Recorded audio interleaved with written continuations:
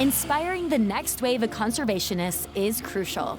Our journey continues with the Ruffed Grouse Society, where we'll learn about their efforts to create sustainable habitats for these unique birds. I'm with Jim Woodford, biologist at the Ruffed Grouse Society. Hi, Jim. Hi. Thanks for having me out. Thanks for meeting with me. Anytime I can get out in the woods is a good day for me. So you are a biologist at the Ruffed Grouse Society. First of all, what is the society? Yeah, the Ruffed Grouse Society is a nonprofit organization promoting the habitat for the birds, and we do that through active management of the forests and also some of the non-forested habitats that they need. Yeah, what is your favorite part about your job when you think about all the different aspects that you handle? Trying to identify different birds, like the birds singing in our background here today. I hear a red-eyed vireo, and there's a black-throated green warbler in this forest behind us calling, and that's a chipping sparrow over there. So, He's good. But I also enjoy the people. Trees for Tomorrow is an environmental education center open to the public. And we're also open to school groups and other camps who want to come for overnight field trips. Today, we'll be taking out a group of high schoolers to just learn about what a biologist does in northern Wisconsin, hopefully encouraging them to pursue a career just like I did.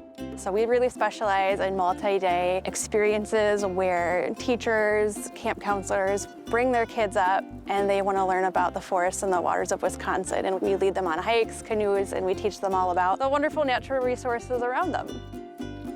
This week we have 30 high school students from all over the state, and they are going out and spending some time with professionals in the natural resource world. And then we do have some adult programs. If you're interested in mushrooms and foraging, we have some programs like that tailored to adults. It's so important, especially for the youth, to learn that our forest ecosystem is important in lots of different ways. It's important for the animals, it's important for the plants, but it's also an important resource for us. They're gonna grow up and they're gonna be the ones who are taking care of it. So how can we make sure that we keep that resource going? Trees for Tomorrow was founded on the premise of forest management. Executives in the paper industry saw that their resources were quickly dwindling. 9 executives in the pulp and paper industry got together and formed Trees for Tomorrow with the mission statement of for every tree that was cut down, 2 were going to be planted in its place.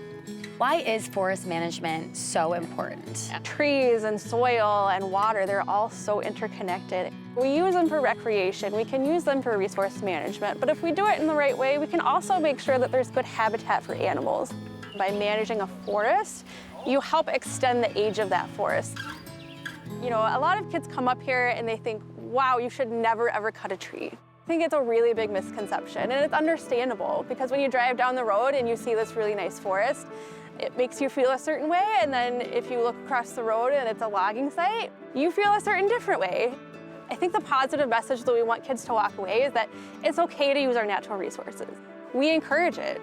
We can do it in such a way that is helpful and non-harmful to our environment. So a lot of our species here in Wisconsin, they like an early aged forest. The only way to get that is either through really big disturbance events like storms or through harvesting.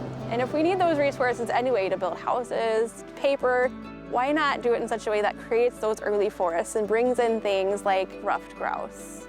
Ruffed grouse is a good indicator of a healthy forest, but also a healthy managed forest. We want to see early, young forests, middle-aged forests, and old forests. And there's times of year when ruffed grouse are bringing their young chicks that have just hatched into those areas because that's where the insects are located. Knowing the biology and ecology of the species and also how the forest kind of works is a big part of my job. I've had such an amazing adventure here in the forests of Wisconsin. I've experienced the woods when it comes to recreation, education, and none of this would be possible without proper forest management. That's why it is so important to conserve and nurture our healthy forests.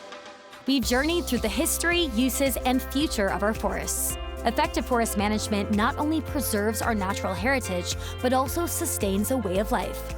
Thank you for joining us on this fascinating exploration through the Northwoods. Until next time, keep exploring and cherishing the natural world around you.